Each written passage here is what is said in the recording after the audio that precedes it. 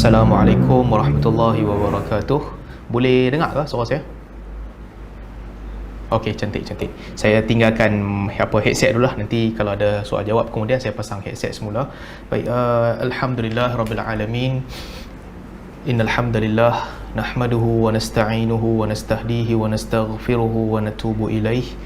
Wa na'udzu billahi min syururi anfusina wa sayyiati a'malina. May yahdihillahu fala mudilla lahu wa may yudlil fala hadiya lahu.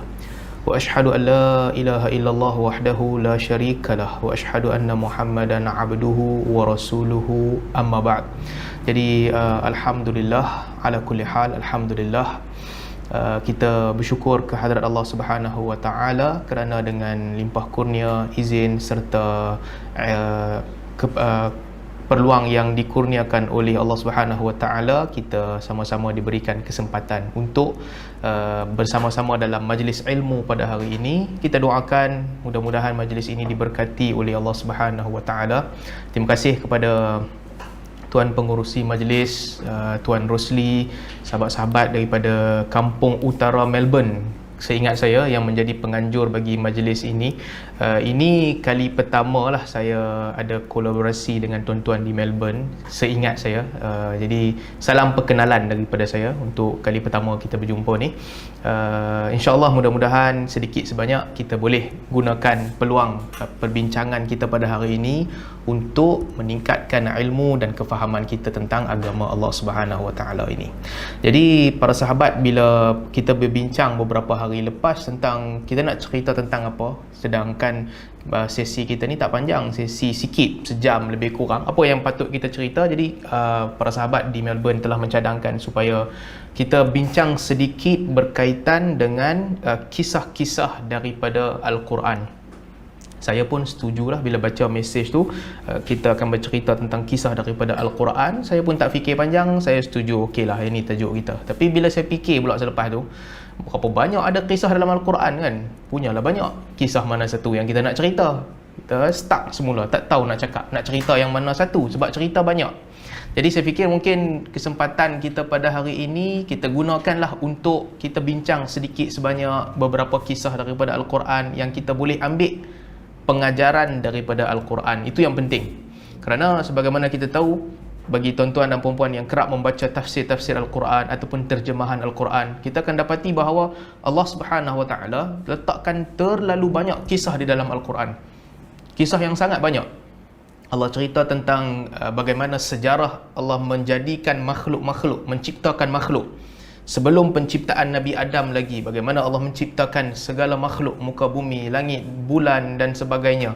Allah ciptakan tentang penciptaan manusia dan juga jin. Allah ceritakan tentang cerita Rasul yang sangat banyak di dalam Al-Quran. Dan sebahagian kisah tu berulang-ulang. Kisah Nabi Musa diulang dalam banyak tempat. Kisah Nabi Ibrahim alaihimussalam juga diulang pada banyak tempat. Dan demikianlah seterusnya. Banyak kisah dalam Al-Quran. Di antara hikmah Allah Subhanahu wa taala menceritakan kepada kita banyak kisah di dalam Al-Quran ni untuk kita ambil pengajaran. Itu yang paling penting. Sebab itu Allah sebut dalam surah Al-Hud, wa kullan naqussu 'alaika min amba'ir rusul ma nuthabbitu bihi fuadaka. First kali Allah Subhanahu wa taala sebut kepada Nabi sallallahu alaihi wasallam, dan kisah-kisah yang kami ceritakan kepada engkau wahai Muhammad, pertamanya manuthabbitu bihi fuadaka, supaya kisah-kisah itu dapat menguatkan hatimu. Artinya ketika Nabi sallallahu alaihi wasallam berdakwah, ketika Nabi berdepan dengan ancaman, Allah turunkan kisah-kisah ini berperingkat-peringkat agar Nabi sallallahu alaihi wasallam tahu yang baginda tidak keseorangan. Segala macam cabaran yang datang kepada Nabi sallallahu alaihi wasallam, nabi-nabi terdahulu dah kena lebih kurang macam tu juga. Jadi itu yang pertama.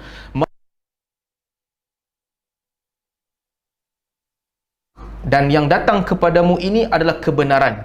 Wa mau'izatun, dan juga peringatan. Wa dzikra lil mu'minin, dan juga ingatan sebagai satu peringatan kepada orang-orang beriman. Jadi untuk Nabi sallallahu alaihi wasallam, Allah Subhanahu wa taala kata nuthabbitu bihi fuadak, agar kisah-kisah ini menenangkan dan mententeramkan hati Nabi sallallahu alaihi wasallam. Dan untuk kita yang datang kemudian, wa dzikra lil mu'minin, sebagai peringatan untuk orang-orang yang beriman. Boleh dengar ke suara saya? Mikrofon ni mungkin jauh sikit. Boleh start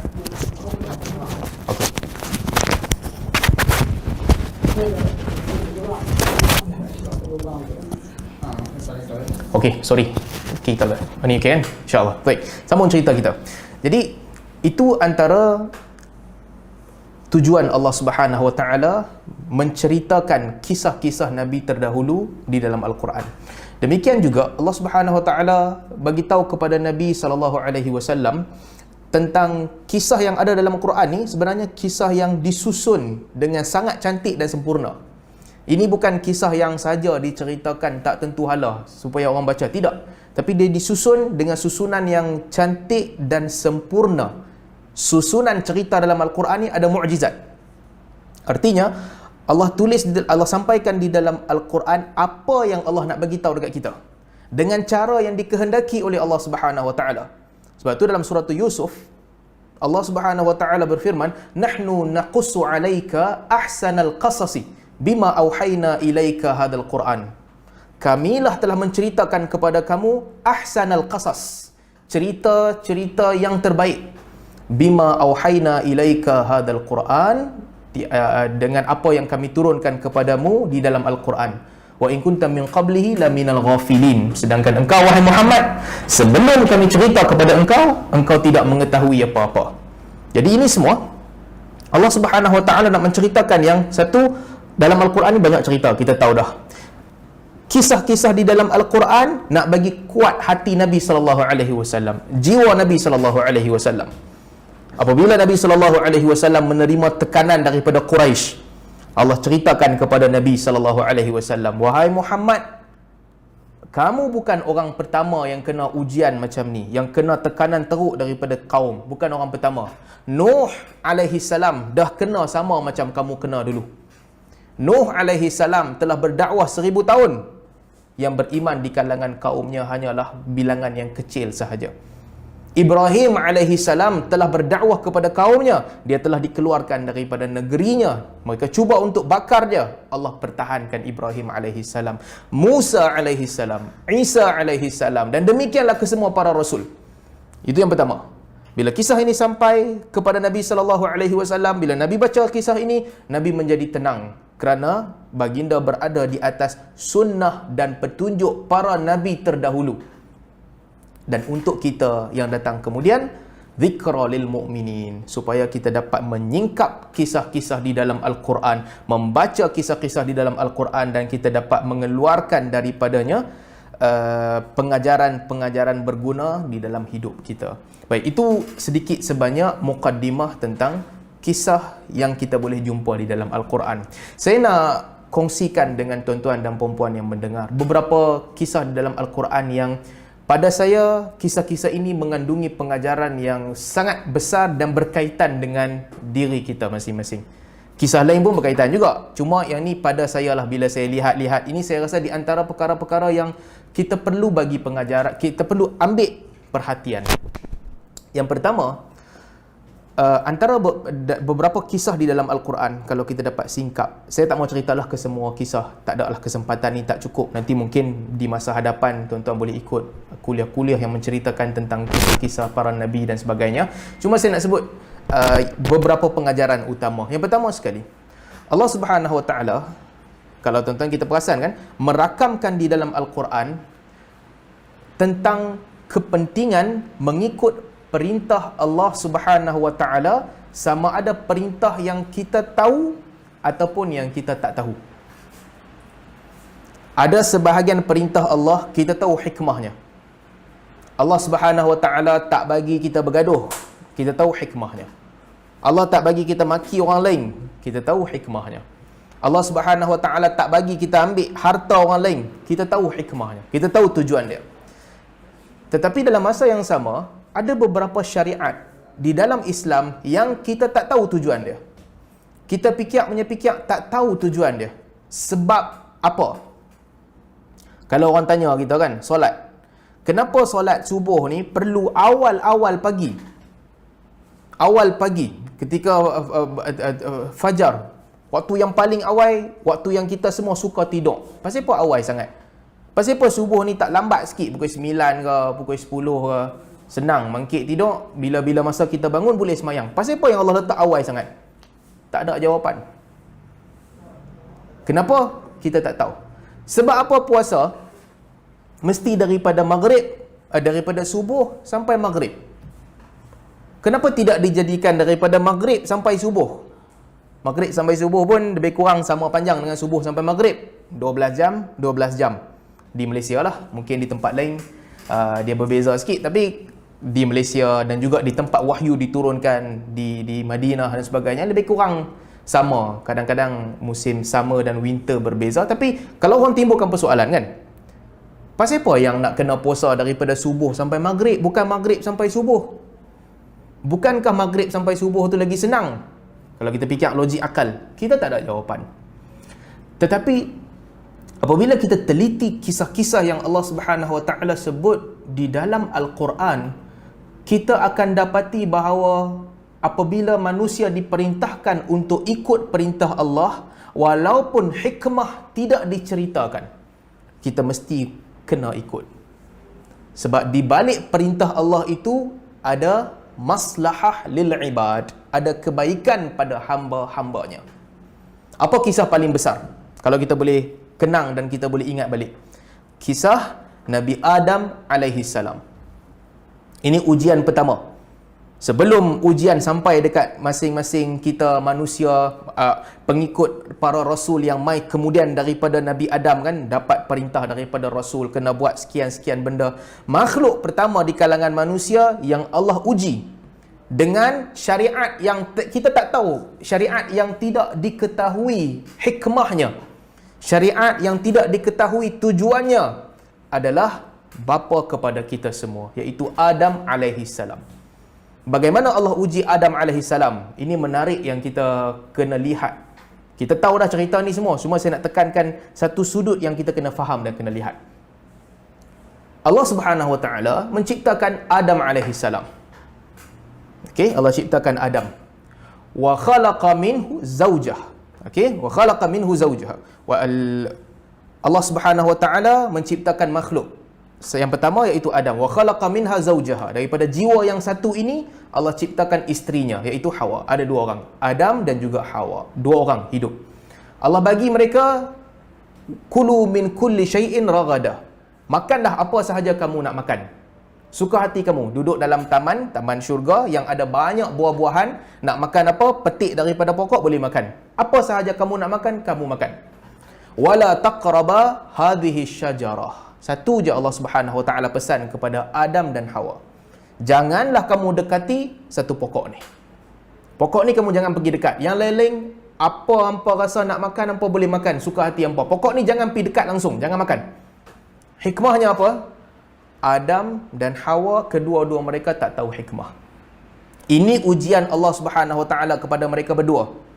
Tapi untuk kita mengambil pengajaran. Baik. Dalam situasi kita tak tahu hikmah, sebab apa tak boleh makan pokok ni, maka di sini iblis datang. Iblis datang untuk menghasut Nabi Adam alaihi salam dan juga isterinya.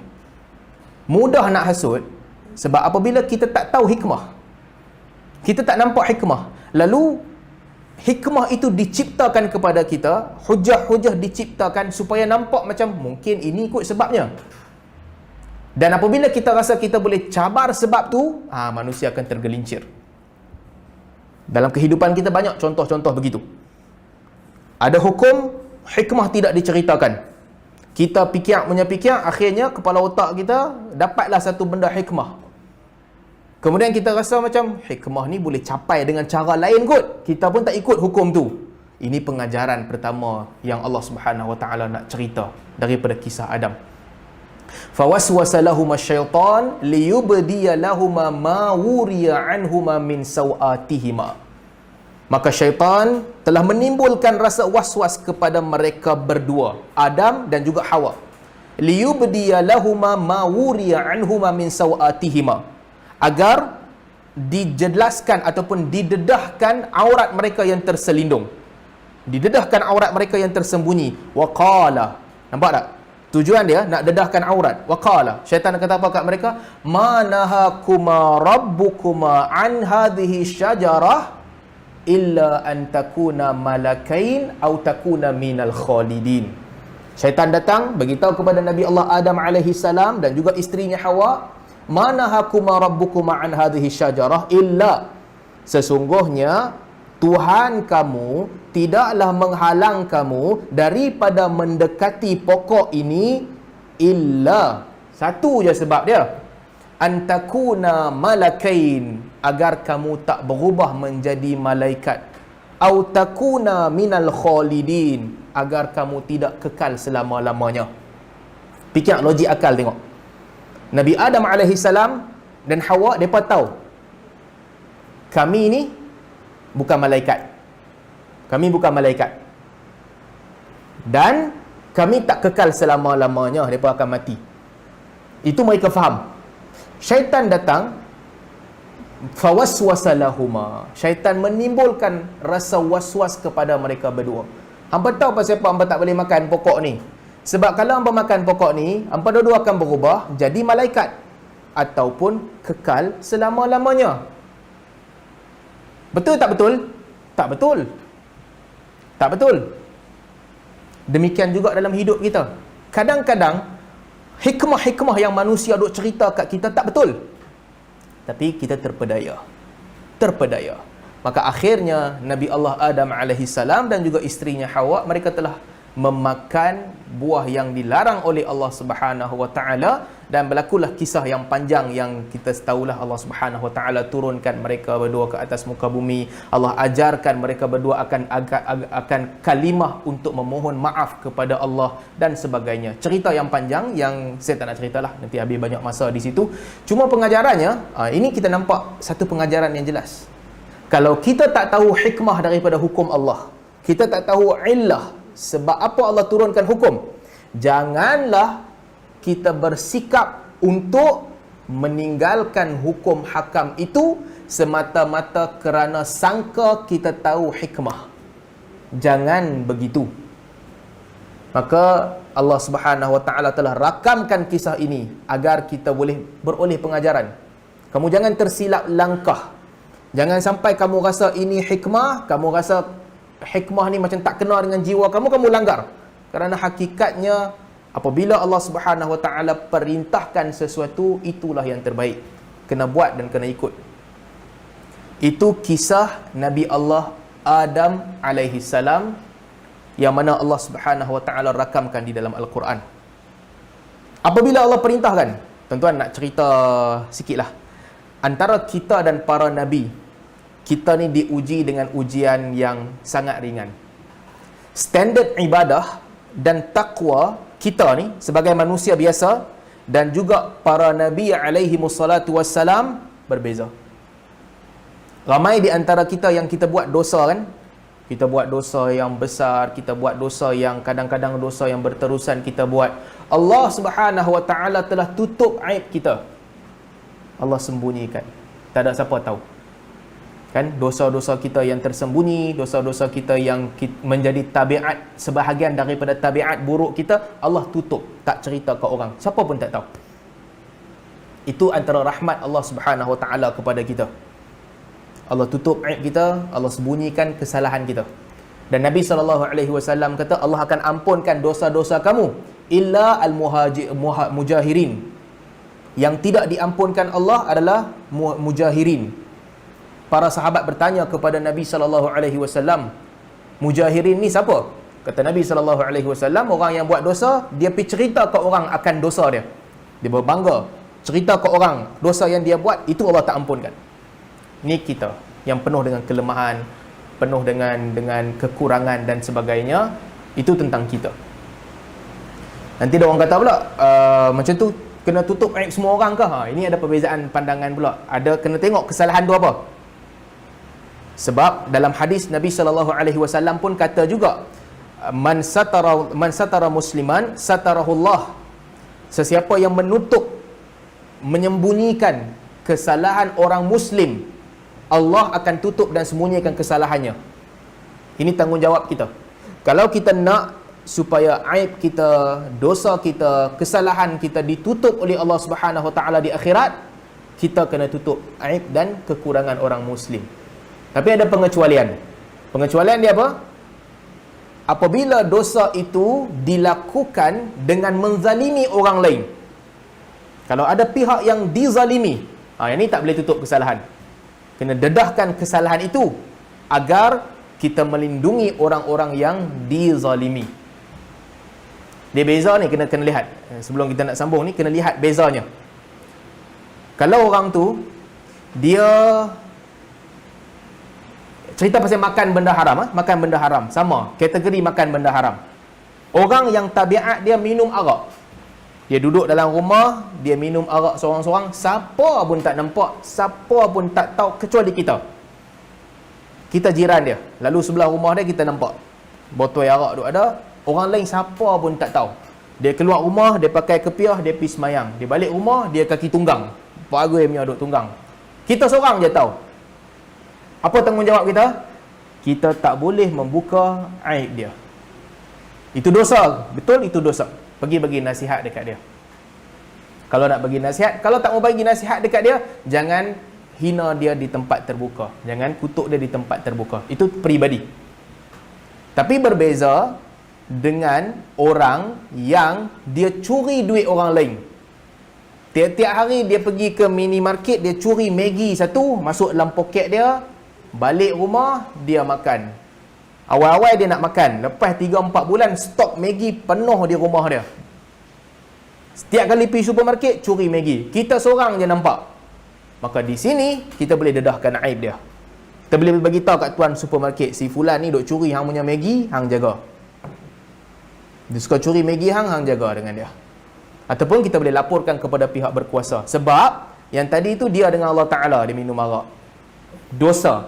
Tapi tak ada orang yang dizalimi melainkan diri dia. Jika dia bertaubat, mudah-mudahan Allah memaafkan dia dan mengampunkan dia. Tapi yang pergi curi Maggi kat supermarket ni, ini bukan lagi peribadi antara dia dengan Allah semata-mata. Dia telah mengambil hak makhluk lain. Maka dia wajar untuk didedahkan kesalahan dia. Dua orang yang berzina sebagai contoh. Duduk dalam rumah, mereka dua orang berzina. Tak ada siapa nampak. Kita sahaja nampak. Kita sahaja yang tahu. Kita boleh tegur dia kalau kita nak tegur dia. Kita boleh tutup aib dia kalau kita nak tutup aib dia. Dua pilihan tu kita ada. Tegur dia pun boleh. Tutup aib dia, duduk diam-diam pun boleh. Duduk diam-diam pun boleh. Tegur dia pun boleh. Tapi tak boleh pergi jemput ramai-ramai. Seorang yang nampak, jemput 4-5 orang, mai tengok. Dia buat macam ni. Tak boleh. Kalau dia berzina. Tetapi kalau kesalahan dia tu bukan zina. Kesalahan dia tu memerangkap gadis-gadis untuk menjadi mangsanya. Sebagai contoh. Memerangkap gadis-gadis untuk menjadi mangsanya. Sebagai contoh, katakanlah dia ni doktor. Gadis yang miskin datang jumpa dia, dia memerangkap mereka. Aku boleh bagi kat hang khidmat percuma dengan balasannya hang kena bersama dengan aku. Sebagai contoh. Ataupun dia ni penasihat. Penasihat agama sebagai contoh. Orang main minta fatwa kat dia, dia pusing-pusing, dia perangkap orang. Dia perangkap 3-4 orang. Maka dalam kes ini, dia berbeza dengan yang tadi. Aib dia mesti diberi nasihat, diberi aib dia ini bukan lagi termasuk dalam aib yang mesti disembunyikan. Dia telah memangsakan orang. Maka menjadi tanggungjawab orang Islam untuk memberi peringatan kepada orang ramai agar tidak terperangkap. Ala kulli hal, ini kita bercerita tentang dosa manusia biasa. Allah Subhanahu Wa Taala telah menutup dosa ramai manusia. Tetapi kalau kita lihat bagaimana Allah Subhanahu Wa Taala meletakkan standard akhlak yang sangat tinggi terhadap para nabi, kita akan berasa takjub. Dan kesemua kisah-kisah ini dirakam di dalam Al-Quran. Bagaimana di dalam Al-Quran Allah menceritakan yang untuk kita ni lain. Tapi kalaulah para nabi alaihi wassalatu wassalam melakukan beberapa perkara yang walaupun bukan dosa, para nabi tak buat dosa besar. Dan pandangan yang kuat, mereka juga tak buat dosa kecil. Kalaupun bukan dosa. Tetapi ada sahaja perkara-perkara yang dilakukan oleh para nabi, yang mana perkara ini Allah Subhanahu Wa Taala tegur mereka. sedikit sebanyak kekurangan, bukan dosa pun, Allah tegur mereka. Standard tinggi untuk para Nabi. Meskipun perkara itu bukan dosa, harus. Tapi apabila para Nabi melakukan sesuatu urusan yang mana berbeza dengan sepatutnya, Allah tegur mereka direct di dalam Al-Quran. Ini pengajaran yang kita boleh lihat. Di antaranya, apa yang Allah Subhanahu Wa Taala sebut kepada Nabi kita Muhammad sallallahu alaihi wasallam. Ini kisah yang sangat menarik untuk kita baca dan untuk kita ambil pengajaran. Allah Subhanahu Wa Taala meletakkan Nabi sallallahu alaihi wasallam sebagai ujian dalam satu situasi yang betul-betul menguji ketabahan Nabi sallallahu alaihi wasallam, pendirian Nabi sallallahu alaihi wasallam. Situasi sangat susah. Apa situasinya? Sehingga kata Aisyah radhiyallahu anha, kalaulah Nabi Muhammad sallallahu alaihi wasallam mahu menyembunyikan satu ayat daripada Al-Quran. Okey, lau katama Muhammadun sallallahu alaihi wasallam syai'an mimma uhiya ilaihi minal kitab lakatama hadhil ayah. Aisyah kata sebagai cara untuk membantah orang yang menolak Al-Quran ni, yang kata Quran ni Nabi buat dan sebagainya. Aisyah kata, kalaulah Nabi SAW betul-betul bersifat nak sembunyikan ayat daripada Al-Quran, maka ayat ini yang first kali Nabi akan sembunyikan. Sebab ayat ini, ikut perkiraan zahirnya, dia telah meletakkan diri Nabi SAW dalam situasi yang sangat sukar. Sangat sukar. Tapi kerana wahyu daripada Allah Subhanahu Wa Taala, maka Nabi SAW tak ada pilihan melainkan baginda terpaksa, berat hati ke, ringan hati ke, ayat Allah turunkan, Nabi mesti sampaikan. Aisyah kata, kalaulah Muhammad ni jenis nak sembunyi ayat, tak bagi tahu ayat dekat orang, maka ayat inilah first kali dia akan sembunyi. Sebab dia bagi bebanan yang berat kepada Nabi SAW. Tetapi baginda tidak sembunyikan dia. Ayat apa ni? Ia adalah ayat di dalam Suratul Ahzab, ayat 36 dan 37. Ini, tuan-tuan, adalah satu kisah. Bismillah.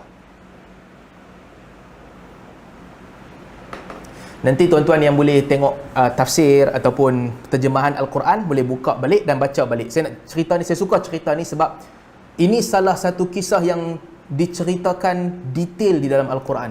Dan di sinilah satu-satunya tempat di mana Allah Subhanahu Wa Taala menceritakan nama, spesifik nama seorang lelaki di kalangan sahabat Nabi sallallahu alaihi wasallam. Suratul Ahzab ayat 36 dan 37. Kita buat quiz sebelum nak cerita tentang ayat ni, tentang kisah ni. Kita buat quiz cerita sikit di kalangan tuan-tuan dan puan-puan yang mengikuti online. Siapa yang agak-agak ingat nama sahabat Nabi sallallahu alaihi wasallam yang Allah cerita di dalam Al-Quran? Satu je sahabat yang Allah sebut nama. Nama Abu Bakar radhiyallahu anhu tak disebut, Umar radhiyallahu anhu tak disebut, Uthman radhiyallahu anhu tak disebut, Ali radhiyallahu anhu tak disebut. Ada satu orang sahabat sahaja yang Allah Subhanahu Wa Taala sebut namanya di dalam Al-Quran. Saya pakai headset balik. Siapa nak teka jawapan, dipersilakan. Ada sahabat-sahabat nak try ke menjawab? Yang tengok YouTube, yang tengok Facebook ke YouTube, tak payah try lah. Kalau tuan-tuan try pun saya tak dengar. Yang duduk dalam Zoom ni, kot ada tuan-tuan yang nak menjawab, dipersilakan. Siapakah sahabat Nabi yang Allah Subhanahu Wa Taala sebut namanya di dalam Al-Quran?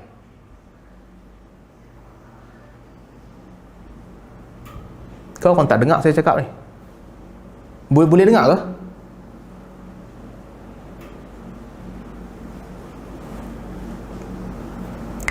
Zaid bin Harithah radhiyallahu anhu. Ini okey, cantik jawapan dia betul. Saya risau saya cakap seorang-seorang orang tak dengar, tapi alhamdulillah orang dengar. Okay, baik, saya tinggalkan headset balik. Sekejap saya pakai. Dah habis lagi.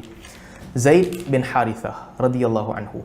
Cerita ni sangat tuan-tuan boleh bayangkan bersama betapa kisah ini memberi bebanan yang sangat berat kepada Nabi kita sallallahu alaihi wasallam.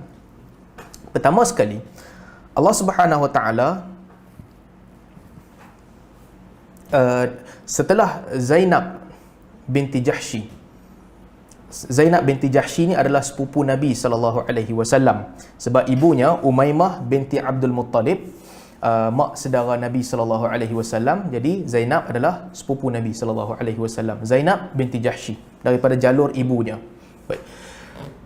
Nabi sallallahu alaihi wasallam ada seorang anak angkat yang sangat baginda sayang, yang bernama Zaid bin Harithah radhiyallahu anhu, yang sangat baginda sayang. Dan anak kepada Zaid bin Harithah ni kemudiannya Usamah bin Zaid radhiyallahu anhu, yang juga Nabi sallallahu alaihi wasallam sangat sayang. Dalam sebahagian riwayat disebutkan yang even sahabat-sahabat Nabi yang sangat dekat, sangat rapat dengan Nabi sallallahu alaihi wasallam, mereka nak jumpa Nabi sallallahu alaihi wasallam, mereka akan datang kepada Zaid bin Harithah ataupun Usamah bin Zaid, sebab dua orang ni sangat rapat dengan Nabi sallallahu alaihi wasallam. Kata Aisyah radhiyallahu anha, tidaklah Nabi sallallahu alaihi wasallam mengutuskan kumpulan untuk pergi berperang, tentera pergi berperang, kalau Zaid bin Harithah ada di situ, dia mesti akan menjadi ketua kumpulan tu. Nabi sangat sayang. Baik. Nabi sallallahu alaihi wasallam pergi jumpa Zainab binti Jahsy untuk meminang Zainab bagi pihak Zaid bin Harithah. Zaid bin Harithah adalah hamba lah, keturunan hamba. Zainab binti Jahsy keturunan pembesar Quraisy. Ibunya daripada Bani Hashim, pembesar Quraisy. Nabi berjumpa dengan Zainab. Nabi nak minang Zainab untuk Zaid. Asalnya Zainab binti Jahsy radhiyallahu anha tak nak. Biasalah hak orang, semua orang berhak untuk kahwin dengan sesiapa yang dia nak. Ini bukan kata resis ke apa ke tak, tapi semua orang dia nak kahwin dengan siapa, dia kahwin lah, dia pilih orang yang dia nak. Zainab tak nak. Cerita tentang resis ni saya teringat sikit. Baru ni saya ada satu perbincangan dengan kawan-kawan Arab. Kawan Arab tanya, Salman, orang Malaysia ni resis ke tak? Saya duk fikir-fikir nak jawab, resis ke tak? Saya kata adalah kot resis sikit lah. Bab agama mungkin lah kita menganggap orang yang bukan Islam tak sama dengan kita yang Islam. Sifat yang berbeza sikit, kita ada hak kelebihan kita. Yalah, kalau di sudut itu mungkinlah kot. Itu bukan persoalan dia. Kawan saya tanya, dia kata tak, bukan maksudnya. Sama-sama kamu orang Islam, ada resis ke tak? Saya kata tak ada. Seingat aku kami tak ada resis. Tak ada sikap kepuakan ni sesama kita orang Islam. Dia kata takkan tak ada keturunan ni dengan keturunan lagi satu, kabilah ni dengan kabilah lagi satu, ada tak sikap berpuak-puak? Saya kata macam mana kami nak berpuak-puak? Kami tak tahu pun nama moyang kami yang kelima, keenam. Saya sendiri, Muhammad Ali bin Idris bin Ma'arif. 4 orangnya, yang kelima, keenam, aku pun tak ingat. Kabilah pun kami tak ada. Nak resis macam mana? Oh, tapi Arab mereka resis. Mereka punya, kalau kita duduk dengan Arab, kita tahulah sama-sama keturunan, sama-sama kabilah, sama-sama kelompok. Dia punya sikap yang berbeza. Walaupun agama mereka sama. Asal daripada Arab, susah sikit nak bagi kahwin dengan asal daripada Afrika. Asal daripada Afrika, susah sikit nak bagi kahwin asal daripada Iran. Yang Arab kata, Afrika ni dulu mereka ni hamba kami, tak ada kahwin kami. Iran ni pula, mereka kata, mereka ni orang Parsi, bukan asal Arab, tak boleh kahwin dengan kami. Budaya begitu ada di kalangan orang Arab. Kabilah ni tak kena dengan kabilah tu. Mereka tanya saya, dekat Malaysia macam mana? Ada tak? Saya kata, saya ingat aku tak ada. Tak ada perangai macam ni. Di kalangan kita tak ada. Dia kata takkanlah tak ada. Mesti ada punya sikit. Saya duk fikir-fikir nak jawab. Adakah? Tengah terfikir. Adakah perangai orang kita yang bersikap resis ni? Saya ingat saya tak ada. Orang tu kalau dia bukan Islam kan? Dia masuk Islam hari ni, kita akan panggil dia Muslim. Kita anggap dia Muslim. Dia boleh sewa rumah kita, dia boleh makan sama dengan kita, kita boleh bagi dia kahwin dengan anak pinak kita. Muslim 100%. Tak ada beza dah. Kan? Kalau kita nak gajikan pekerja kan, kita tak bezakan ni mu'alaf ke ataupun ini Islam yang lahir Islam, tak ada beza. Hari ni dia masuk Islam, esok kita boleh bagi dia kahwin dengan adik-beradik kita. Normal, tak ada masalah. Saya fikir macam itulah. Kami tak resis. Sesama orang Islam tak ada. Dia tanya lagi. Baik, contohlah, dia bagi contoh. Anak raja, keturunan diraja di kalangan kamu. Okey? Anak raja yang hebat. Boleh tak anak raja ni nak kahwin dengan orang biasa, orang kebanyakan yang duduk di bawah-bawah? Saya fikir-fikir, memang ramai pun anak raja yang kahwin dengan orang biasa kan. Ramai je, macam-macam anak raja kahwin. Iyalah, ada yang kahwin dengan anak orang putih, ada yang kahwin dengan anak orang Arab. Tapi ramai yang kahwin dengan anak orang Melayu yang biasa. Kita biasa je, ada je anak raja kahwin dengan orang biasa. Dia ni tak puas hati. Dia nak buktikan yang setiap bangsa mesti ada resis bab bangsa walaupun sesama Islam. Dia tanya lagi, baik, anak raja, kalau anak raja di kalangan kamu, ada tak yang kahwin dengan orang biasa yang memang hodoh, tak cantik, yang tak cantik, tak elok, miskin, dia pergi kahwin dengan orang biasa yang memang semua orang pandang kata tak elok lah, dan juga miskin betul-betul, ada ke tak ada?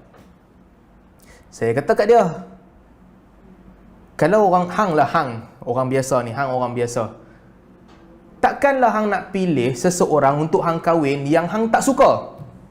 Pada pandangan hang tak elok langsung, pada pandangan hang tak suka. Kalau hang orang biasa pun tak kahwin dengan orang begitu, takkan nak suruh anak raja pula pergi kahwin. Ini bukan tanda resis ke tak, ini pilihan. Sampai sudah dia tengah pening. Betul ke dia ni tak resis? Tapi mungkin ada lah kot beberapa bab kita rakan-rakan kita yang tak ada kewarganegaraan. Ini mungkinlah rakan-rakan kita yang kewarganegaraan dia tak sama dengan kita, mungkin ada di situ ada. Tapi saya ingat kalau warga Malaysia ni semua kuranglah sikit sikap begitu. Ala kulihat, balik kepada cerita kita tadi. Nabi SAW nak pergi minang Zainab binti Jahsy untuk Zaid bin Harithah radhiyallahu anhuma. Zaid dan juga Zainab. Zainab tak mau. Bila Zainab tak mau, Allah Subhanahu wa taala turunkan ayat dalam surah Al-Ahzab ayat 36. Wa ma kana lil mu'minin wala mu'minatin idza qada Allahu wa rasuluhu amran an yakuna lahumul khiyaratu min amrihim. Wa may ya'sillaha wa rasulahu faqad dhalla dhalalan mubina. Allah turunkan ayat. Dan tidak wajar bagi seorang mukmin lelaki dan seorang mukmin perempuan, tidak wajar bagi kedua-duanya, idza qadallahu wa rasuluhu amran, apabila Allah dan Rasulnya telah memutuskan sesuatu, an yakuna lahumul khiyaratu min amrihim. Tak wajar bagi mereka kalau Allah dan Rasulnya telah memutuskan sesuatu, mereka pilih pilihan lain yang bukan Allah dan Rasulnya pilih. Wa may ya'sillaha wa rasulahu faqad dhalla dhalalan mubina. Sesiapa yang tidak taat kepada perintah Allah dan Rasul, maka sesungguhnya dia telah sesat dengan kesesatan yang jauh. Bismillah. Ini poin pertama. Allah turunkan ayat 36. Beritahu kepada Zainab, kalau Rasul memutuskan sesuatu, ia sama seperti Allah memutuskan sesuatu. Kamu kena taat perintah Allah dan kamu kena taat juga perintah Rasul. Walaupun mungkin Nabi SAW atas pandangan peribadi baginda, Nabi nampak macam Zaid ni kena dengan Zainab. Bukan wahyu pun. Mungkin bukan wahyu pun. Nabi nampak Zaid kena dengan Zainab. Nabi suka agar Zainab berkahwin dengan Zaid. Zainab tak mau, Allah turunkan ayat. Kalau Nabi putuskan sesuatu, itu sama macam Allah putuskan sesuatu. Ikut. Wa may ya'sillaha wa rasulahu faqad dhalla dhalalan mubina. Sesiapa yang tidak taat, yang melanggar perintah Allah dan Rasul, mereka telah sesat dengan kesesatan yang nyata. Zainab pun setuju. Berkahwinlah Zainab dengan Zaid bin Harithah radhiyallahu anhu. Mereka pun berkahwin dan hidup. Setelah lama mereka hidup bersama, tapi tak ada matching. Zainab keturunan bangsawan, Zaid keturunan daripada asalnya daripada hamba abdi. Tak matching, kehidupan tak matching. Ada ketidaksefahaman. Kedua-dua mereka beriman dan bertakwa kepada Allah Subhanahu wa taala, tapi tidak sekufu. Tak sekufu, ada masalah demi masalah. Ini penting. Ini ayat ni yang lagi penting ni, ayat yang ke-37. Allah Subhanahu wa taala tunjukkan kepada Nabi SAW di dalam mimpi baginda bahawa Nabi SAW akan berkahwin dengan Zainab binti Jahsy. Ni cabaran besar. Zainab binti Jahsy adalah isteri kepada Zaid bin Harithah.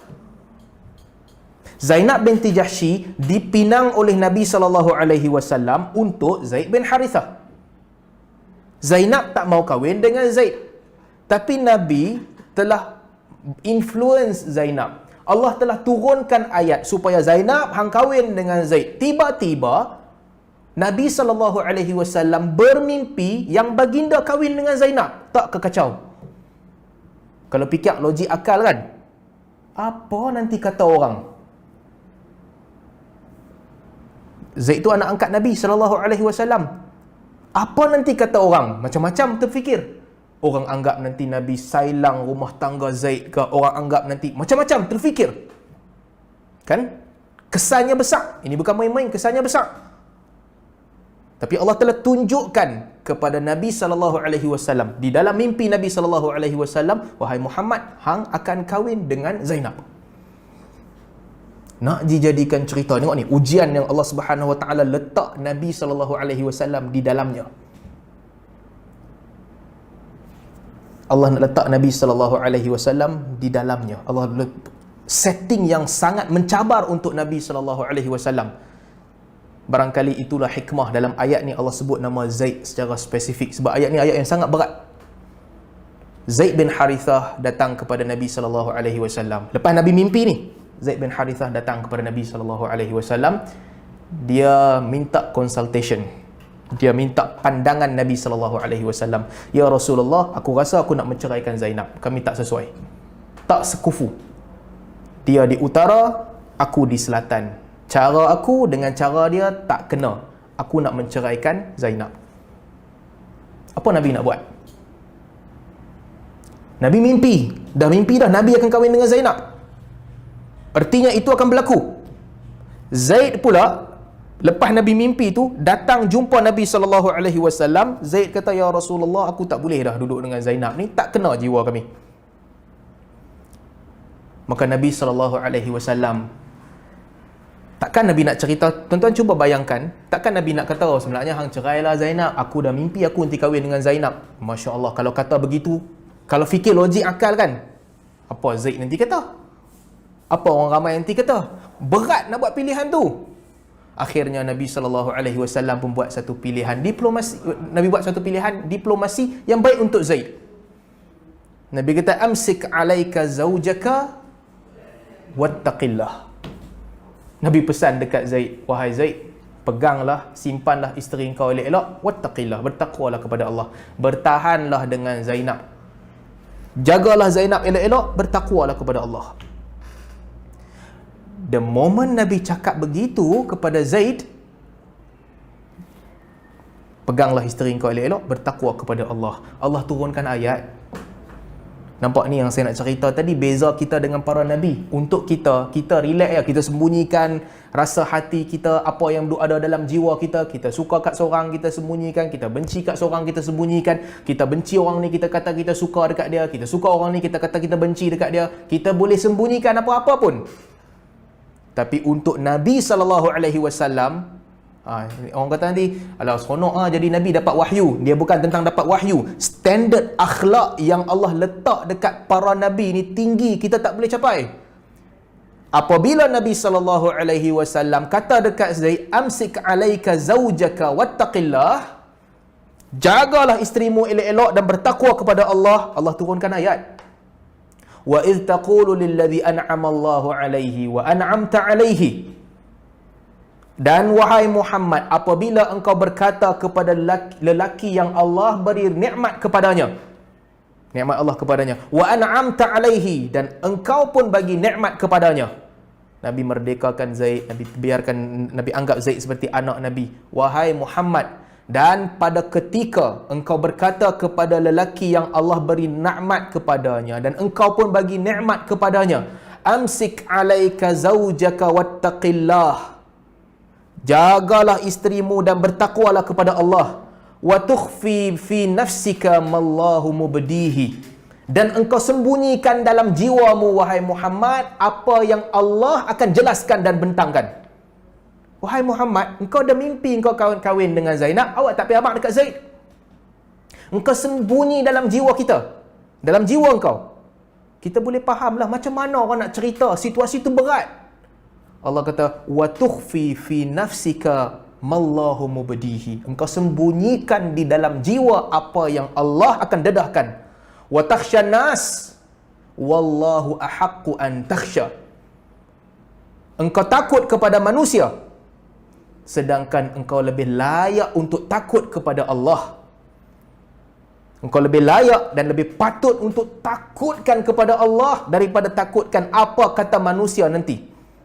Kemudian Allah ceritakan, falamma qada zaidun minha wataran zawwajnakaha likai la yakuna 'alal mu'minina harajun fi azwaji ad'iyaihim idza qadaw minhunna watara wa kana amrullahi maf'ula. Allah kata, dan apabila Zaid telah meninggalkan Zainab, mentalakkan Zainab, zawwajnakaha, kami akan kawinkan engkau dengan Zainab, agar supaya orang mukmin tahu bahawa tidaklah ada masalah pada mereka untuk berkahwin dengan bekas isteri anak angkat mereka. Wa kana amrullahi maf'ula, sesungguhnya urusan Allah akan tetap berlaku macam Allah nak. Tengok tuan-tuan, sikit punya berat. Arab jahiliah dulu mereka percaya isteri anak angkat sama macam isteri anak sendiri, tak boleh kahwin. Orang anggap benda tu berat, sebagaimana bekas isteri kepada anak bapa tak boleh kahwin, demikian juga bekas isteri kepada anak angkat bapa tak boleh kahwin. Tetapi Allah Subhanahu Wa Taala mahu menukar hukum ini, mahukan agar hukum ini tidak diterima begitu, dan Allah tukar dengan cara yang sangat berat untuk Nabi sallallahu alaihi wasallam. Sampai Zaid datang, wahai Rasulullah, aku nak bercerai dengan Zainab. Nabi kata, amsik, jangan, peganglah Zainab, bertakwalah kepada Allah. Allah turunkan ayat, wahai Muhammad, kenapa engkau sembunyikan satu perkara yang Allah nak ceritakan? Kamu takut akan manusia, sedangkan lebih layak untuk kamu takut kepada Allah. Dengan kemudian full instruction, apabila Zaid telah menceraikan Zainab, kami kahwinkan engkau dengan Zainab, supaya orang mukmin tahu mereka boleh kahwin dengan isteri kepada bekas isteri kepada anak angkat mereka. Sebab tu Zainab binti Jahsy radhiyallahu anha, beliau selalu ceritakan kepada isteri-isteri Nabi sallallahu alaihi wasallam yang lain, zawwajakum abaukum, kamu ini telah dikahwinkan dengan Nabi sallallahu alaihi wasallam oleh bapa-bapa kamu. Siapa kahwinkan Aisyah? Abu Bakar. Siapa kahwinkan Hafsah? Umar. Dan juga isteri-isteri yang lain, sama ada bapa mereka ataupun kalau mereka tawanan perang, Nabi kahwinkan, Nabi bayarkan mahar dan sebagainya. Proses biasa. Kata Zainab, zawwajakum abaukum, kamu dikahwinkan oleh bapa kamu. Tetapi aku dikahwinkan dengan Nabi sallallahu alaihi wasallam oleh Allah Subhanahu wa taala daripada atas 7 petala langit. Special case Zainab binti Jahsy radhiyallahu anha. Ini yang salah satu kisah yang Allah Subhanahu wa taala sebutkan di dalam Al-Quran. Kisah yang nak menggambarkan bahawa untuk para nabi, untuk Nabi Muhammad sallallahu alaihi wasallam, itu pun Nabi tak boleh buat apa, tak boleh sembunyi apa yang ada dalam jiwa. Wahyu dah sampai, mimpi dah sampai yang Nabi akan berkahwin dengan Zainab.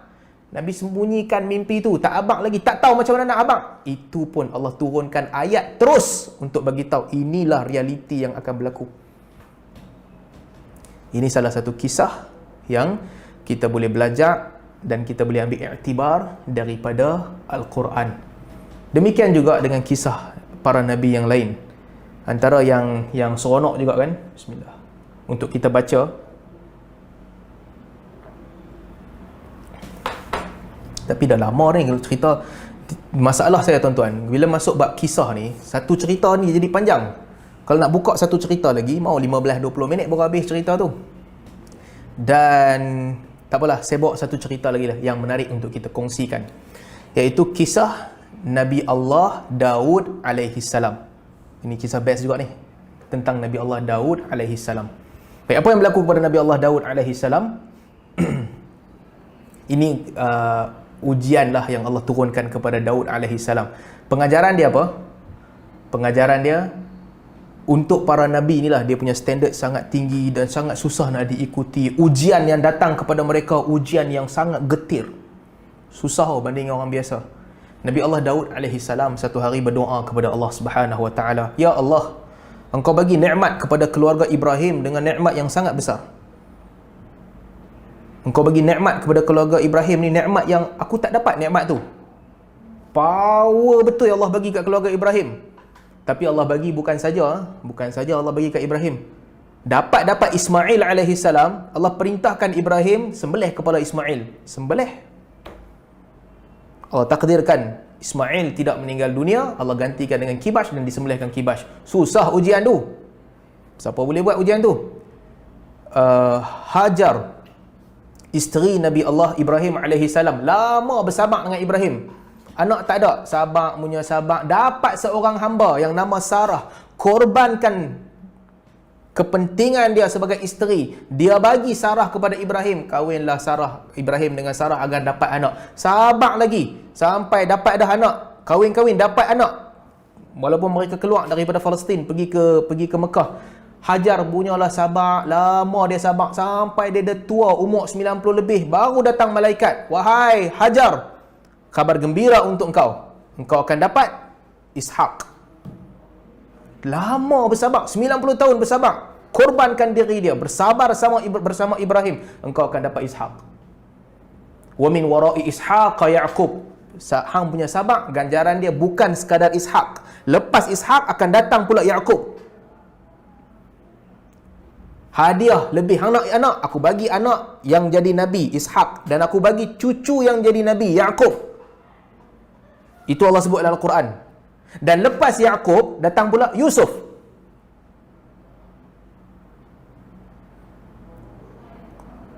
Nampak tak?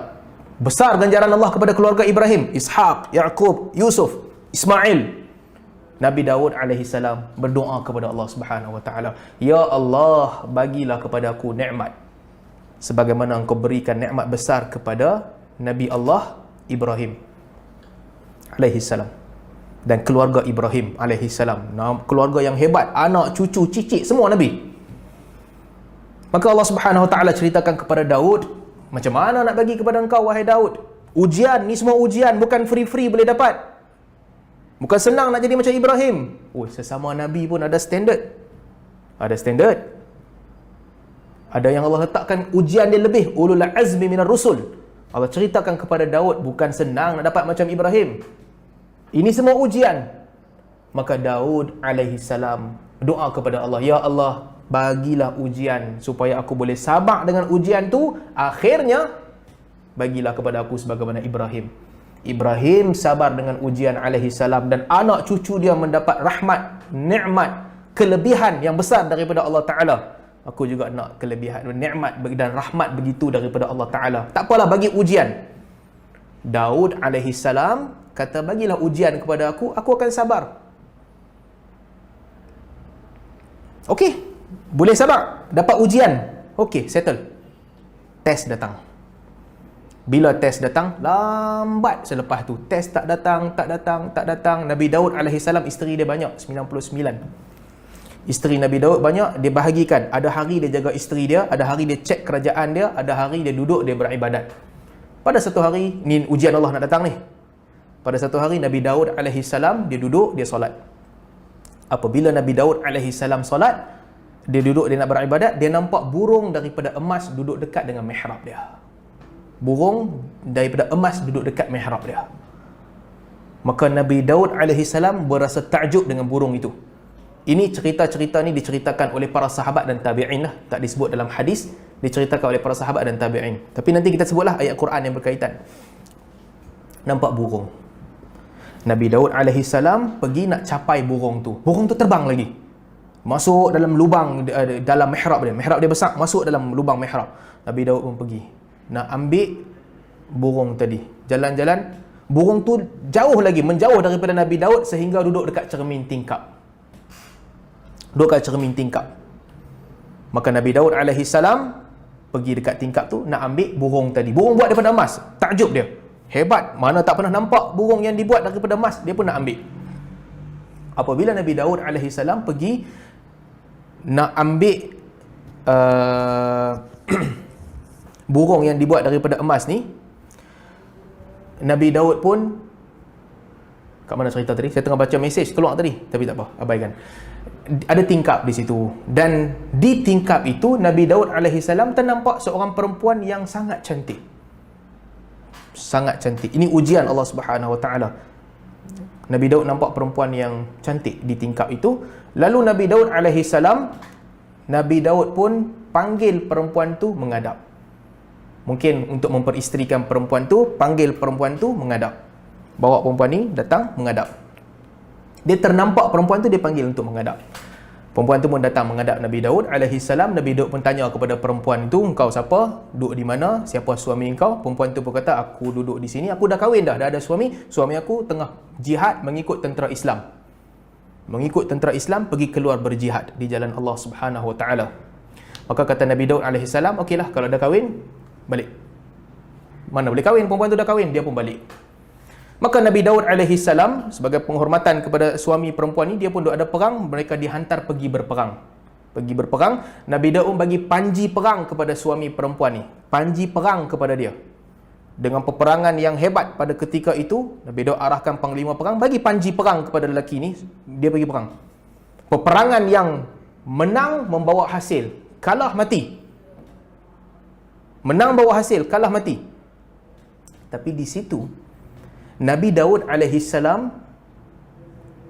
terfikir, kalau suami dia mati, mungkin Nabi Daud boleh kahwin dengan dia. Ayat ini, cerita ni cerita yang antara satu kisah yang dalam Al-Quran ulama khilaf sangat besar. Tapi Nabi Daud tak buat apa-apa kesalahan pun. Tak ada. Sebagaimana kata Ibnu Arabi dalam Ahkamul Quran, Nabi Daud tak buat salah apa pun. Sebab pada pandangan Nabi Daud tak ada apa. Laki dia memang pergi perang, cuma jauh di sudut Nabi Daud alaihi salam, kalau suami dia mati di medan perang, Nabi Daud boleh kahwin dengan dia. Ditakdirkan Allah Subhanahu Wa Taala.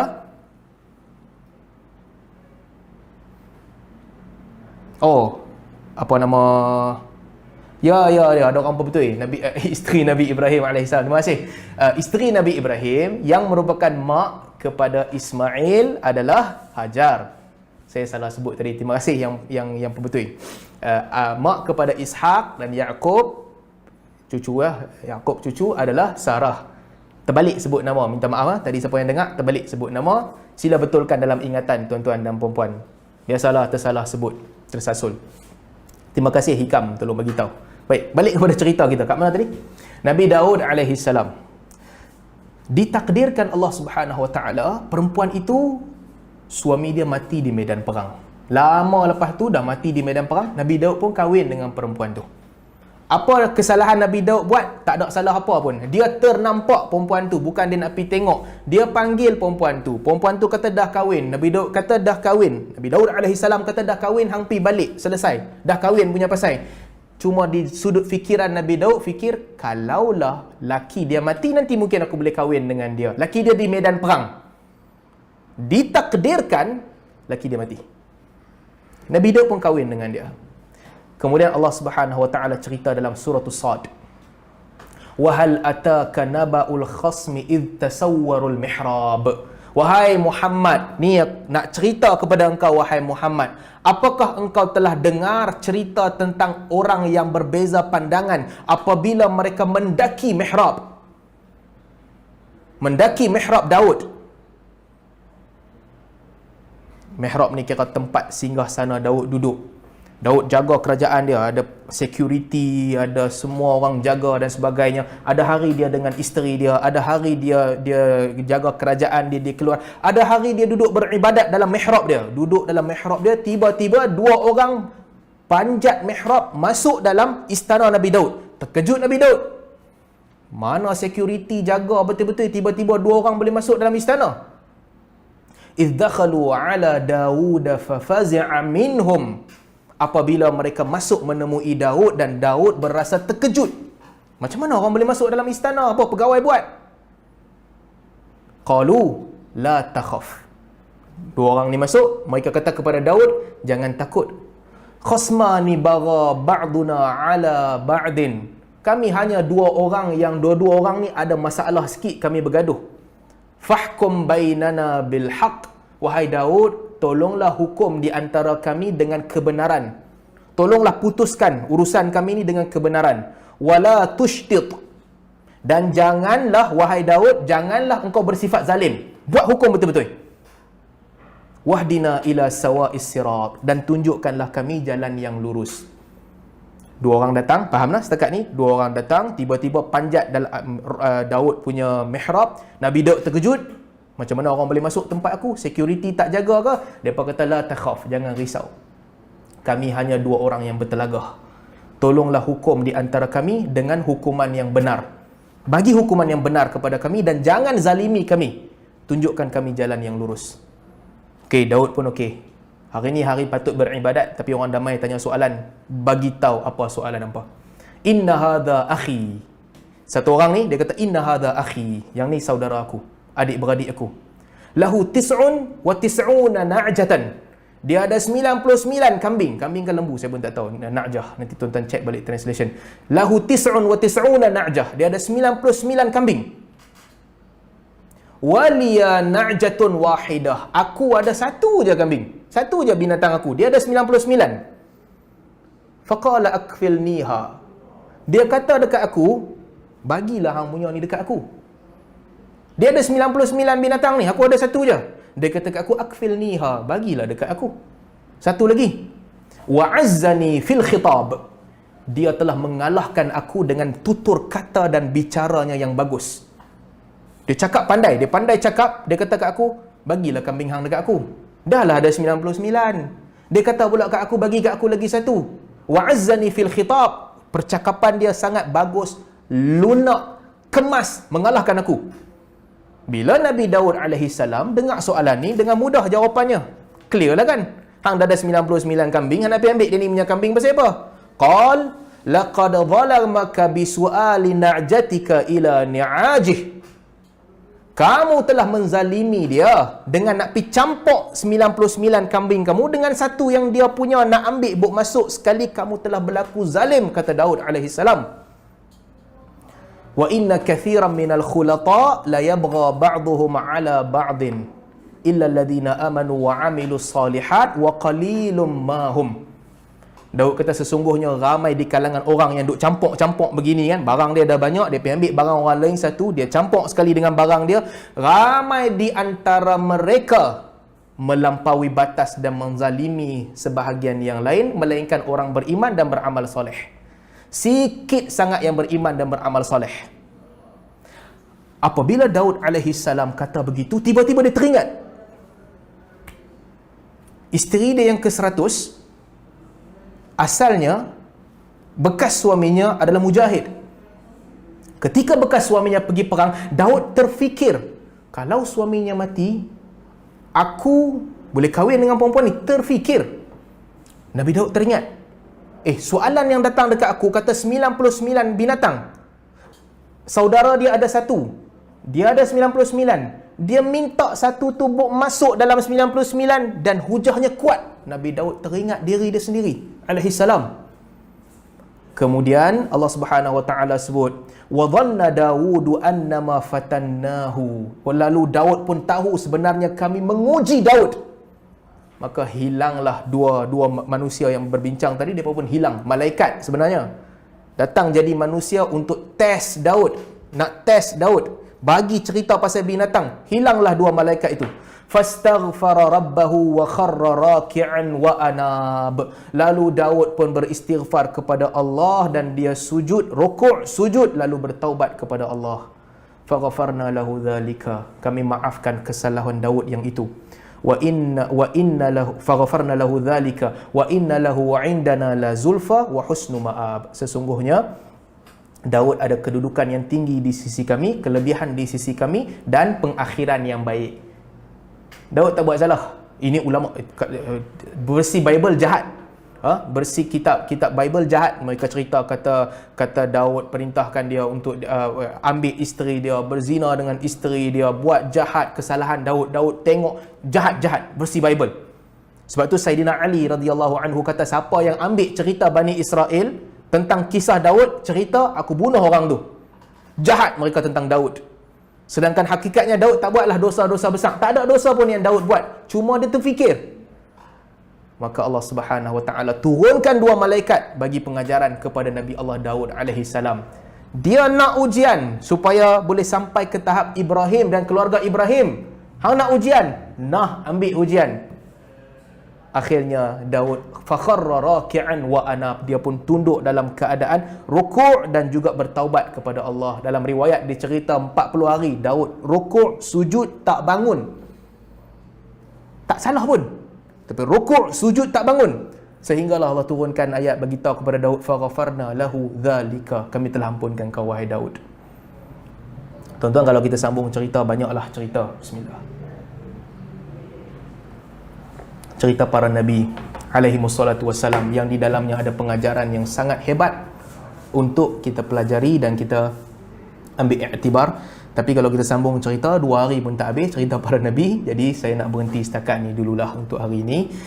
Kalau ada soalan, kita buka sedikitlah soalan, sedikit sebanyak. Saya pakai headset balik kalau tuan-tuan nak tanya soalan. Tapi kalau tak ada soalan, lagilah bagus. Kita boleh habis cepat sikit kan. Dipersilakan. Saya kembalikan semula kepada Tuan Rosli, insya-Allah. Jazakumullah khair Ustaz, terima kasih. Sementara kalau sesiapa yang ada soalan boleh ajukan direct pada Ustaz ataupun tulis direct message pada saya dan saya akan sampai pada Ustaz jika ada di antara antum rasa segan silu. Okey Ustaz, sementara tunggu yang lain untuk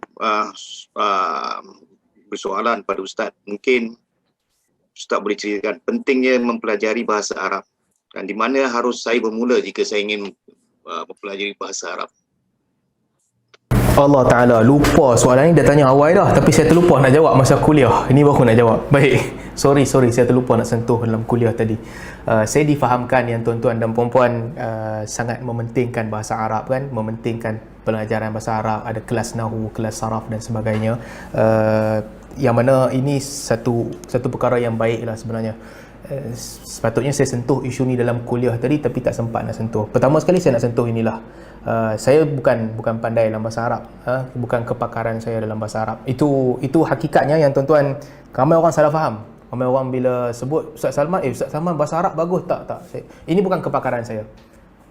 Maksud saya, kalau kira kepakaran banding dengan ulama, satu kepakaran pun kita tak ada lah kalau kira kan, banding kita dengan ulama besar. Tapi ketekunan saya sebenarnya bukan dalam bahasa Arab.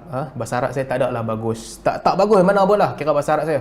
Bukanlah hebat sehebat kawan-kawan lain yang memang bagus di dalam bahasa Arab. Saya bahasa Arab ni tunggal langgang tuan-tuan. Kalau ialah berbanding dengan orang yang tak belajar Arab, kira kita bagus ya kan, kalau banding dengan orang yang tak belajar Arab langsung. Tapi kalau komuniti yang bagus Arab, saya ni bukan orang yang hebat dalam bahasa Arab. Itu yang pertama. Ramai kawan-kawan lain yang hebat dalam bahasa Arab. Bukan ketekunan saya, okey. Itu nak kena perbetul lah juga satu. Cuma ialah bila baca bolehlah faham kan, kita belajar universiti bahasa Arab, bila baca Quran, baca hadis, baca kitab-kitab, kita boleh faham, boleh nampak perbahasan tu, boleh faham bahasa Arab. Saya nak tekankan bahasa Arab, walaupun kita tak pandai bahasa Arab, tapi bahasa Arab ni bahasa yang penting untuk kita belajar, sangat penting. Ada benda yang wajib untuk kita pelajari, iaitu sehingga kita faham maksud bacaan-bacaan wajib di dalam solat. Itu wajib, mesti belajar sampai tahu. Alhamdulillahirabbil alamin, arrahmanir rahim, maliki yaumiddin, iyyaka na'budu wa iyyaka nasta'in, ihdinas siratal mustaqim, sampai habis Al-Fatihah. Apa lagi? Allahu akbar. Apa lagi? Ini semua wajib dipelajari. At-tahiyatul mubarakatus salawatut tayyibatu lillah, wajib belajar maksudnya. Minimum requirement. La ilaha illallah Muhammadur Rasulullah, kena faham maksudnya. Tak faham tak boleh, mesti faham. Tapi lebih daripada itu, tentang bahasa Arab, apabila kita pelajari bahasa Arab, kita akan dapat nikmat. Pada saya lah, ini antara nikmat yang paling besar mungkin yang Allah bagi kepada saya, boleh faham Arab. Nikmat paling besar. Sebab dia unlock kita punya kemampuan untuk memahami banyak benda di dalam agama ini. Banyak perkara dalam agama ini kita telah pun membuka potensi kita untuk faham dengan mempelajari bahasa Arab. Kita solat di belakang imam, kita boleh faham. Kita pun tak faham setiap patah perkataan, ada benda kena rujuk kamus, tapi konteks ayat tu boleh faham. Ini nikmat yang besar. Kalau dalam Quran kan nikmat yang besar, sebab pengajaran Al-Quran tak putus-putus, berterusan. 30 kali kalau orang tu boleh khatam Al-Quran, 30 kali khatam Quran, sampai kali ke-31 akan ada ilmu baru yang dia dapat daripada Al-Quran yang sebelum tu tak dapat. Akan ada fikir, dapatlah hikmah, kelebihan, ilmu, kefahaman baru yang 30 kali khatam tak dapat, kali ke-31 baru dapat. Jadi memahami bahasa Arab untuk memahami Al-Quran adalah sangat-sangat penting, membantu kita. Itu belum masuk lagi tentang baca hadis, boleh faham hadis, baca kitab yang ditulis oleh para ulama, sedikit sebanyak bila baca boleh faham. Ini semua potensi-potensi ini memerlukan kefahaman bahasa Arab. Bahasa Arab penting, tapi tak wajib, penting, dan dia menyeronokkan. Macam mana nak belajar bahasa Arab? Sekali lagi, tuan-tuan tak boleh tanya saya. Ini bukan kepakaran saya. Bukan kepakaran saya untuk mengajar bahasa Arab kepada bukan orang Arab. Bukan bidang saya. Tuan-tuan boleh carilah orang-orang yang memang kepakaran mereka dalam bahasa Arab. Kita ada ramai sahabat-sahabat, kawan-kawan saya yang ada PhD dalam Arabic, yang pergi ilmu mengaji talaqi, nahu, saraf, satu persatu perkataan. Jumpa dengan mereka, mereka boleh bagi bantuan dalam bab ni. Cuma saya sendirilah ni cerita sedikit pengalaman, tak banyak, sikit je. Antara keputusan yang saya rasa paling tepat saya buat dalam hidup saya kan, paling tepat saya buat dalam hidup saya adalah masuk pengajian Islam dan belajar bahasa Arab. Saya rasa itu keputusan yang paling tepat. Walaupun asalnya pengajian Islam ni kalau fikir-fikir nak kerja apa? Boleh jadi cikgu lah kan, pengajian Islam boleh jadi cikgu sekolah, ataupun boleh jadi pensyarah universiti. Apa lagi boleh kerja? Zaman saya di sekolah dulu, 10-15 tahun lepas, adalah sikit orang yang bagus dalam Islamic banking. Sikit orang, tapi tak ramai lah, beberapa orang. Tapi peluang kerja tak banyak. Kalau fikir peluang kerja, tak banyak. Tapi Alhamdulillah, saya telah pilih satu keputusan yang pada saya keputusan yang sangat saya suka sampai ke hari ini. Ketika umur 17, lepas SPM, pilih untuk masuk universiti belajar pengajian Islam. Kalaulah bukan kerana pengajian Islam pun, kerana itulah detik-detik saya mula belajar dan faham bahasa Arab. Saya ni akademik pun tak pandai juga. Result lebih kurang macam perempuan, macam tuan-tuan dan perempuan juga di sana sini tunggang langgang. Kita sama.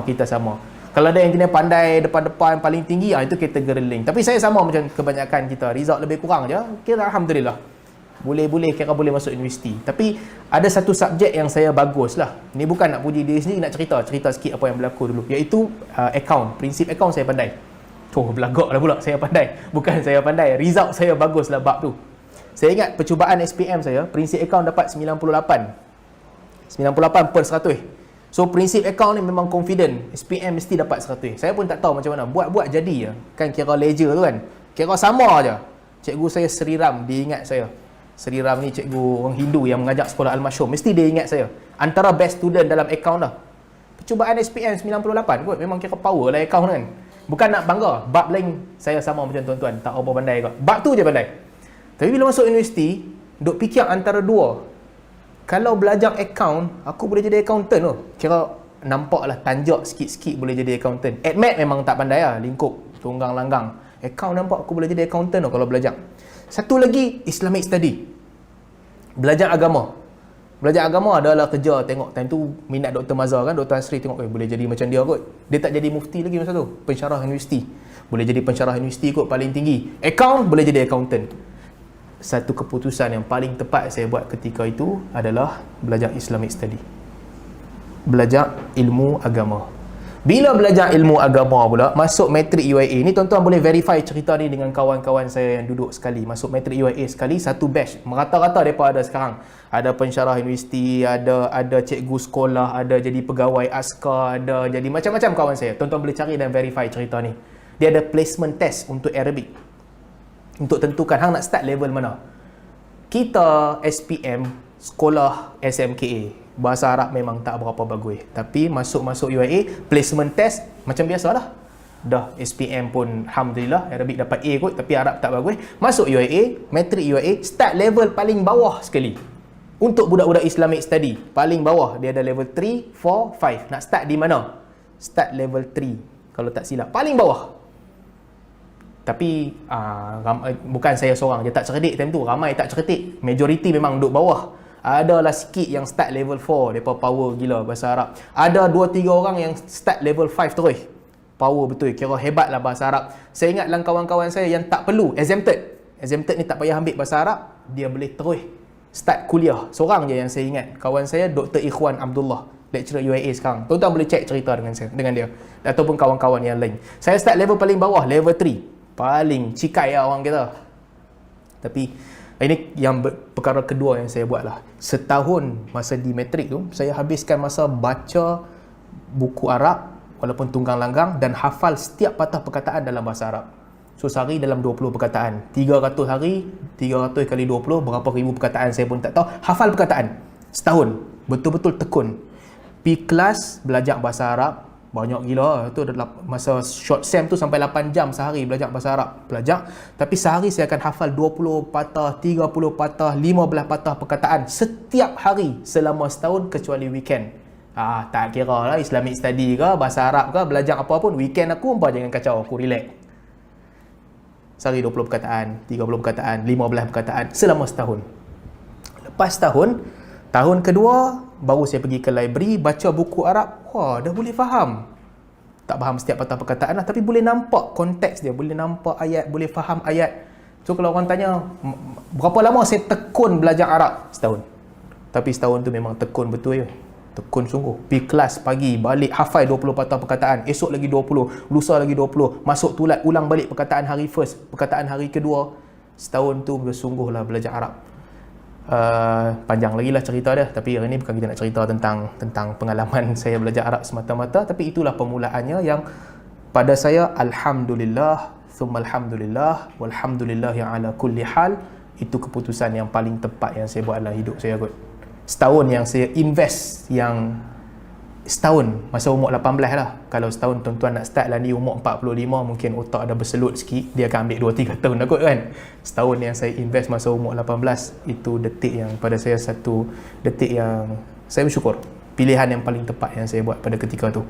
Setakat tu dulu kot lah, tak payah cerita panjang lah untuk soalan ni. Terima kasih Ustaz. Dan jika ada sesiapa, silakan.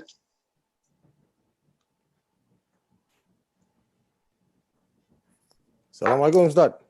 Waalaikumsalam warahmatullahi.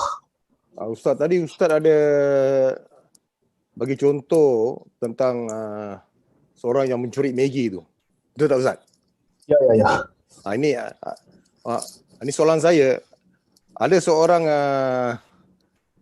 kerana lapar, sebelum beliau mencuri, memetik buah, telah meminta izin pada yang punya, tapi tidak dibenarkan. Lalu dia tetap memetik buah itu juga. Adakah dia mencuri Ustaz?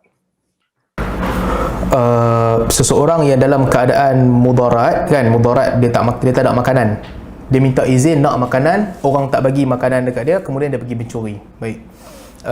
Ada dua isu di sini. Isu pertama adalah isu mencuri. Apakah dia mencuri atau tak? Dia telah mencuri. Satu, dia telah mencuri. Baik.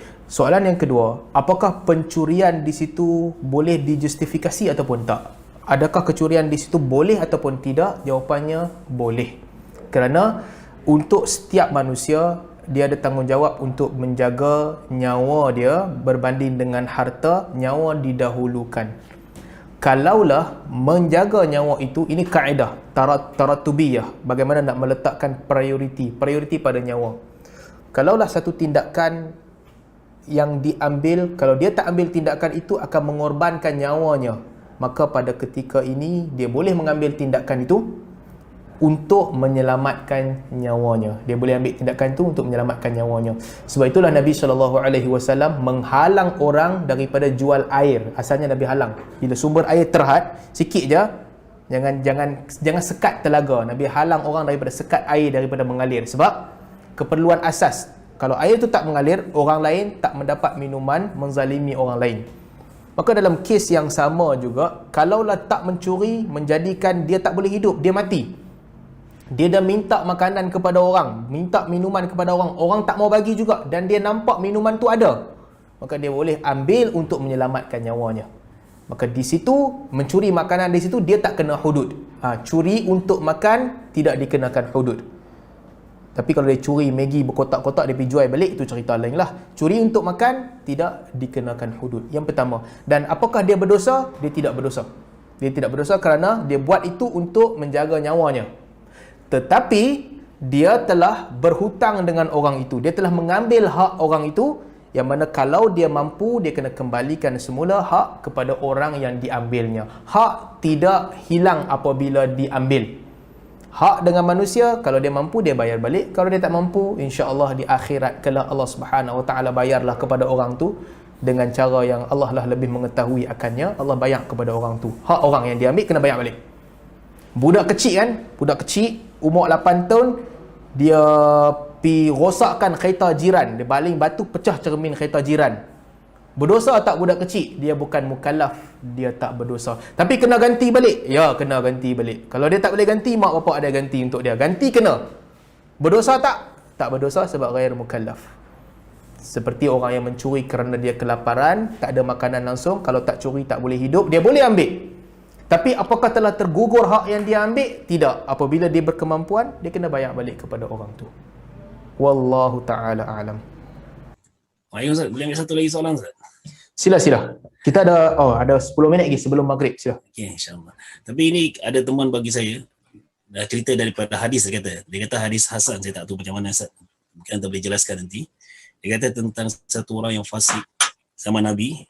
Nama dia Abdullah bin Sotiri saya rasa. Waktu dia meninggal tu, Jibril datang kepada Nabi, suruh datang solatkan jenazah dengan dia, dengan sahabat solat dengan dia. Padahal dia seorang yang fasik. Jadi semua heran lah. Jadi waktu Nabi membawa jenazah dia tu, Nabi jalan tiptu, jinjit-jinjit kaki semua. Dan Nabi tengok ke langit, buat doa untuk dia. Jadi sahabat tanya kenapa Nabi macam gitu. Kata Rasulullah, pasal banyak malaikat datang mengantar jenazah dia. Dan juga malaikat bawa jenazah dia, roh dia ke atas langit. Kemudian diorang jumpa isteri dia, tanyakan apa yang sebab amalan dia sampai dia dapat begitu kemuliaan. Dia kata dia ada amalan-amalan yang dilakukan di bulan Rajab macam gitu Ustaz. Boleh dapat jelaskan sikit tentang hadis ni, kira satu hadis, kalau tadi soal satu hadis ni. Allah. Saya minta maaf, saya tak membaca lagi bab ni, saya tak tahu status hadis tu, jadi saya tak ada jawapan. Kalau ada kesempatan lain mungkin saya boleh baca dulu untuk bagi jawapan, ataupun tuan-tuan boleh rujuk dengan para asatizah yang pernah mengkaji lah tentang hadis ni. Saya tak boleh jawab sebab saya tak tahu, tak ada background. Wallahu a'lam.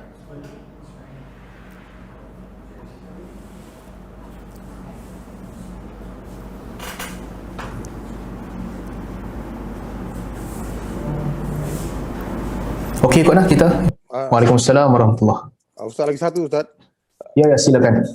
Mengapa Allah sering menyebut dirinya kami dalam Al-Quran? Boleh Ustaz terangkan? Kami di dalam Al-Quran, perkataan nahnu bukan bererti banyak semata-mata. Dia tak bererti begitu. Tapi gaya bahasa Arab, kadang-kadang digunakan kami untuk ta'zim, sebagai sesuatu yang dimuliakan, dianggap mulia, digunakan perkataan nahnu. Kadang-kadang untuk menggantikan ana. Itu biasa. Itu kaedah bahasa Arab, bukan bererti syirik, bukan bererti ada satu makhluk yang sama dengan Allah. Ini gaya bahasa yang memang telah digunakan sebelum daripada itu, daripada zaman jahiliah lagi digunakan. Kadang-kadang bahasa ni dia tak boleh difahami secara literal. Tak boleh kata ana sentiasa maksudnya seorang, nahnu sentiasa maksudnya ramai. Tak, ia mesti dibaca berdasarkan konteks kefahaman masyarakat itu. Budak di sebelah utara kan, kalau sebagai rendah diri budak-budak bila cakap dengan orang lebih besar, kadang-kadang ataupun sesama orang perempuan, mereka akan kata kami lapak lah, kami lapak. Contohnya, dia bukan nak kata kami ramai-ramai lapak, dia seorang je lapak, dia bahasakan diri kami, contohnya, padahal dia merujuk kepada seorang. Demikian juga kita tak boleh judge sebab pasal apa hang kata kami, sedangkan hang seorang je. Tak, bukan begitu. Bahasa mesti difahami dalam lenggok penutur bahasa itu. Dan bahasa Arab Fushah adalah bahasa Arab yang di dalamnya diturunkan Al-Quran. Mana datang bahasa ni? Ia adalah lenggok bahasa yang digunakan oleh Quraisy. Dan lenggok Quraisy pada ketika itu menganggap perkataan nahnu tidaklah semestinya bererti banyak. Kadang-kadang dia bererti aku, tapi dengan ta'zim, dengan penuh kehebatan dan kebesaran digunakan perkataan nahnu. Sama seperti mana kita mengucapkan assalamualaikum. Kita jumpa seorang je, kita tetap kata assalamualaikum. Kita tak kata assalamualaika. Kita tak kata assalamualaiki untuk seorang perempuan. Kita generalize assalamualaikum. Maksudnya apa? Maksudnya orang yang kita cakap. Kalau ramai, aku tuju kat hampa semua. Kalau hang seorang, aku tuju kat hang seorang. Tapi aku tetap mengucapkan assalamualaikum. Konteks begitu. Demikian juga apabila Allah Subhanahu Wa Taala menggunakan nahnu. Nahnu nazzalna al-Quran. Kami turunkan Al-Quran. Nahnu naqussu alaikal qasas. Kami ceritakan kepada kamu qasas. Itu bukan bererti banyak, ia bererti Allah Subhanahu Wa Taala menggunakan perkataan nahnu sebagai tanda ataupun sebagai gaya bahasa yang menunjukkan kebesaran Allah Subhanahu Wa Taala. Wallahu a'lam.